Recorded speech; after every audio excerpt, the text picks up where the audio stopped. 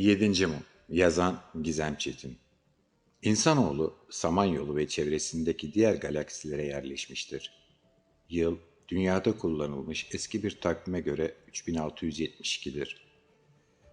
Erişilebilmiş en uzak yerde, Cüce Yılan Gökadası'nda, kara deliğin yörüngesinde bir uzay istasyonu vardır.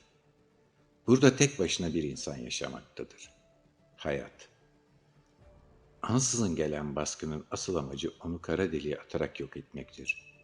Ancak görevli askerin vicdanı ağır basar.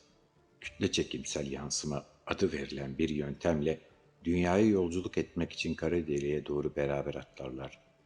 Ne var ki ulaştıkları yer bilinen dünyadan oldukça farklıdır. Ormanlarla kaplıdır, ıssızdır. İnsanlığın ilk cinayetine şahit olmalarıyla tarih öncesi devirlere geldiklerini ve işlerin göründüğünden daha derin olduğunu anlarlar. Papatya Tarlası'nda Rönesans'ın yazarı Gizem Çetin'den heyecan dolu bir bilim kurgu serisi. Yedi Mum, ilk kitabı Yedinci Mum'la bizlerle beraber. Kitap Nar Ağacı Yayınları'ndan çıktı. Kitabı tüm kitap sitelerinden temin edebilirsiniz. Şimdi kitaptan bir kısa ön okuma yapacağım arkadaşlar. Yedinci Mum. Pişmanlığın alevi eritti. Günahın buzullarını. Umudun filizleri sürdü sürgün topraklarına. Üşenmeden, ağlamadan, zamandan korkarak ve zamanın sahibine güvenerek yürümeden, yabancı bir toprağın üzerinde başını eğmeden, bayrağını yağda dikip uzakları kadim yurdun edinmeden, öyle kolayca ölmek yok. Her 24 saatlik döngüde olduğu gibi o sabahta yemek odası açık sarı ışıkla aydınlatılmıştı. Gün ışığı taklidi. Sirkadyen ritme uyum sağlayan vücudun dinç bir şekilde yeni bir güne hazır olabilmesi için gerekliydi. Duvarları gün doğumu temasına uyum sağlayan odasının ortasında yuvarlak masanın çevresini saran halka şeklindeki koltukta iki beden vardı. Bir insan ve bir insansı robot. İnsan henüz 16 yaşındaydı. Cinsiyeti kadındı. Koyu renk küt saçları ve iri ela gözleri vardı. Dirseği masadaydı. Eli yanağını kavruyordu ve bir yandan da besin değerleri dengeli olarak ayarlanmış kahvaltısıyla oynuyordu. Tek lokmayı daha boğazından geçirmeyecekti.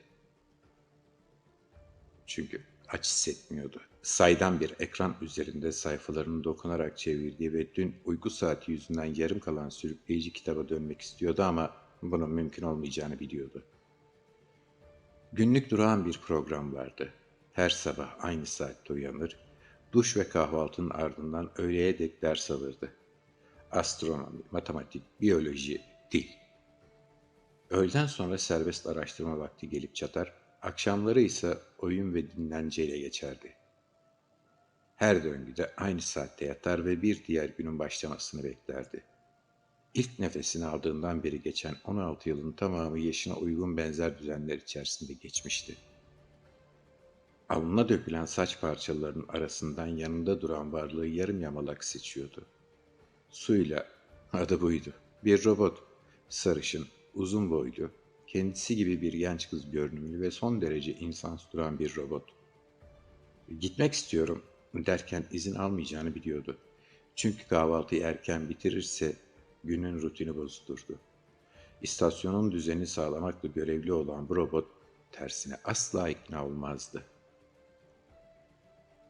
İnsan bu duruma isyan etmezdi. Çünkü suyla her zaman bir alternatif bulurdu. Tahmin ettiği gibi oldu. Sana kitap okuyabilirim, dedi cihazın canlı sesi. Kahvaltına devam ederken beni dinleyebilirsin. Tabağını karıştırmaya devam eden genç kız, onayladığını başını hafifçe sallayarak belirtti. Havada beyaz gölgeli harfler sinekler gibi dolaştı ve zaten duman gibi hafiflemiş olan dikkatini iyice dağıttı. Kediler yarasa yer mi? Kediler yarasa yer mi? Dedi tiyatral bir şekilde tonunu değiştirdi sesiyle robot. Ara sıra da yarasa kedi yer mi? Diyordu. Hoş, zaten ikisine de yanıt vermedikten sonra hangi biçimde sorarsa sorsun ne zararı vardı?